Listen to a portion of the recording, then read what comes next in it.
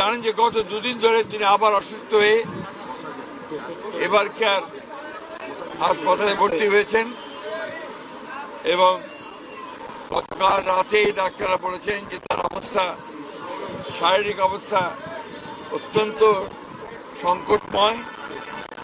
সেই জন্য আমরা আমাদের দলের পক্ষ থেকে এই গণতন্ত্রের নেত্রী, গণতন্ত্রের মাতা দেশনেত্রী জিয়ার রোগ মুক্তির জন্য সারা দেশের জনগণের কাছে 5 জুমা আমরা দোয়া চেয়েছিলাম সারা দেশের মসজিদে এবং সারা দেশের মসজিদে মসজিদে। সেটাই আজকে আমরা এখানে এই নয়াপল্টনের মসজিদে আমাদের আদায় করে আমরা সবাই দেশনেত্রী বেগম খালেদা জিয়ার রোগ মুক্তির জন্য পরম করুণাময় আল্লাহ তাআলার কাছে দোয়া চেয়েছি।